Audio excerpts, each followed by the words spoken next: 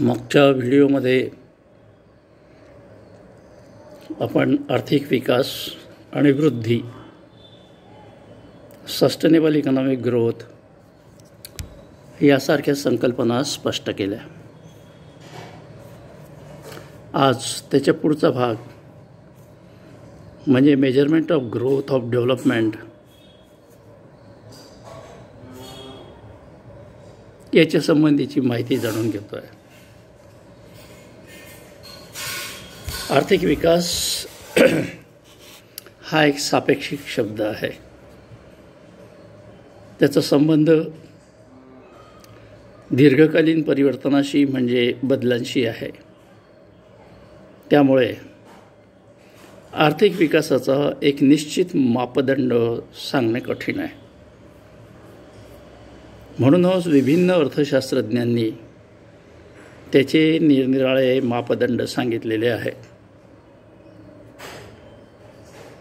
दोन प्रकारचे दृष्टिकोन किंवा विचार आर्थिक मापदंडांच्या बाबतीत दिसून येतात.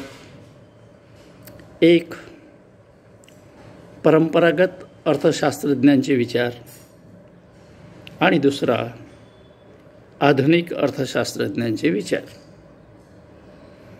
परंपरागत अर्थशास्त्रज्ञांमध्ये Adam Smith, Karl Marx, John Stuart Mill इत्यादींचा समावेश होतो. ॲडम स्मिथच्या मते शुद्ध राष्ट्रीय उत्पादनात होणारी वाढ म्हणजे विकास. कार्ल मार्क्सच्या मते समाजवाद हा आर्थिक विकासाचा मापदंड आहे.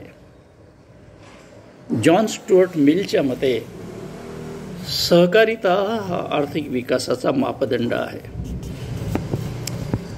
या सर्व विचारांवरून हे लक्षात येते की हे सर्व विचार एकाकी आहेत. त्याला कोणत्याही प्रकारचा शास्त्रीय आधार नाही. आधुनिक अर्थशास्त्रज्ञांनी आर्थिक विकासासाठी त्याच्या मेजरमेंट किंवा मापनासाठी उत्पादनासोबतच वितरणालाही महत्त्व दिलं आहे. त्यांच्या मते आर्थिक विकासाचे मापदंड निरनिराळे आहेत. जसं राष्ट्रीय उत्पन्न, कोणत्याही एका वर्षाच्या कालावधीमध्ये जे वस्तू आणि सेवांचं उत्पादन होते त्याला राष्ट्रीय उत्पन्न असे म्हणतात. या राष्ट्रीय उत्पन्नात वाढ होत असेल तर ते आर्थिक विकासाचे सूचक आहे. अ आणि ब अशा दोन देशांचं तुलना केली, त्यांचे विकासाचे दर पाहिले तर 5 वर्षाच्या कालावधीमध्ये एखादा देश दुसऱ्या देशाच्या बरोबरीने विकसित होत गेला आणि नंतर त्या देशापेक्षा दुसऱ्या देशाने अधिक विकास केला. आर्थिक विकासाचा मापदंड म्हणून राष्ट्रीय उत्पन्नाचा विचार करताना त्याचे समर्थक म्हणतात की राष्ट्रीय उत्पन्नात वाढ झाली म्हणजेच देशाच्या आर्थिक विकासात वाढ झाली. परंतु टीकाकारांच्या मते असं म्हणणं चुकीचं आहे, कारण राष्ट्रीय उत्पन्न हा आर्थिक विकासाचा मापदंड होऊ शकत नाही. राष्ट्रीय उत्पन्नात जरी वाढ होत असेल आणि त्याचबरोबर जर लोकसंख्या वाढत असेल तर देशाचा विकास होऊ शकणार नाही. म्हणून राष्ट्रीय उत्पन्नात होणारी वाढ हा आर्थिक विकासाचा मापदंड होऊ शकत नाही.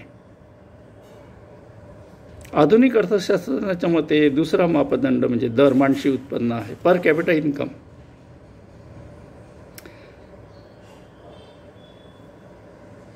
राष्ट्रीय उत्पन्नात होणाऱ्या वाढीपेक्षा लोकसंख्येच्या वाढीचा दर जर जास्त असेल तर आर्थिक विकास न होता देशात निर्धनता, गरिबी वाढते. म्हणून दरमाणशी उत्पन्न हा आर्थिक विकासाचा खरा मापदंड आहे. राष्ट्रीय उत्पन्नाला लोकसंख्येने भागितले असता दरमाणशी उत्पन्नाची कल्पना येते. भौतिक कल्याणाचा अंदाज घेता येतो. समजा 2015मध्ये ए देशाचं राष्ट्रीय उत्पन्न 10,000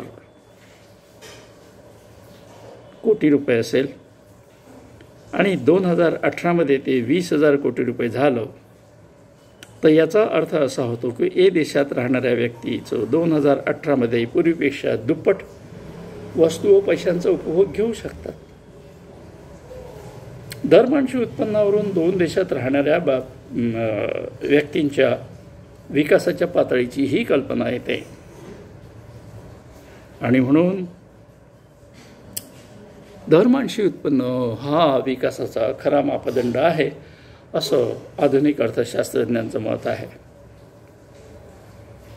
तिसरा मुद्दा जीवनमान गुणवत्ता निर्देशक, physical quality of life index. Morris D Morris या अर्थशास्त्रज्ञाने सर्वप्रथम निर्देशांक तयार केला. त्यात त्यांनी या निर्देशांकाच्या आधारावर विकसित व अविकसित देशांची तुलना केली. हा निर्देशांक तयार करताना त्यांनी एक्सपेक्टन्सी ऑफ लाईफ, सरासरी आयुर्मान, बालमृत्यू दर आणि साक्षरता यांचा आधार घेतला. त्या आधारावर आर्थिक विकासाचं मापन केलं.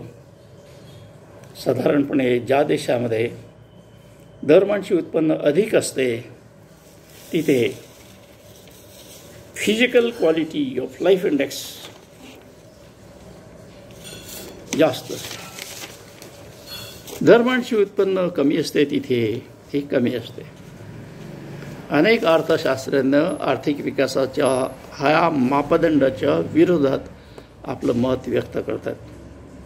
त्यांच्या मते हा मापदंड एका मर्यादेपर्यंत आर्थिक विकासाचं मापन करू शकतो. दुसरं असं की या मापदंडानुसार सामाजिक व आर्थिक बदलांकडे दुर्लक्ष केलं जाते. शिवाय या मापदंडानुसार मानवी कल्याणाचं मापन केलं जात नाही. चौथा मुद्दा आहे HDI म्हणजे ह्युमन डेव्हलपमेंट इंडेक्स, मानव विकास सूचकांक.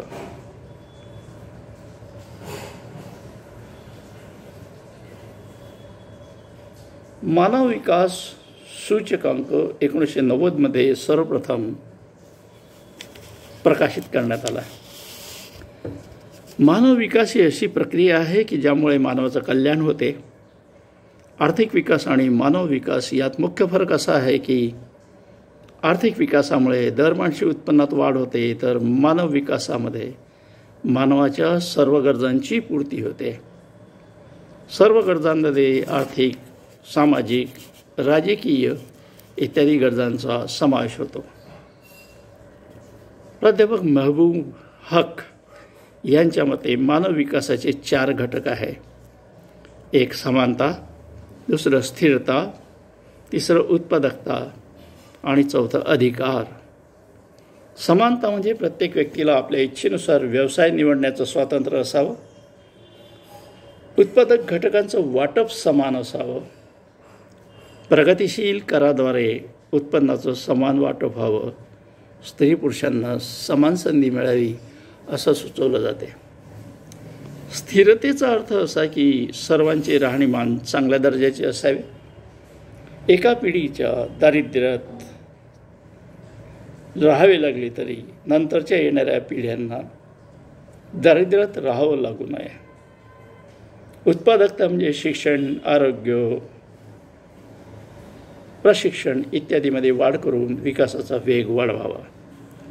थोडक्यात मानव विकास निर्देशांकामुळे उत्पादकतेत वाढ होते, लोकसंख्येची वाढ कमी होते, जनन दर कमी होतो, दारिद्र्य कमी होते व राजकीय स्थिरता निर्माण होते.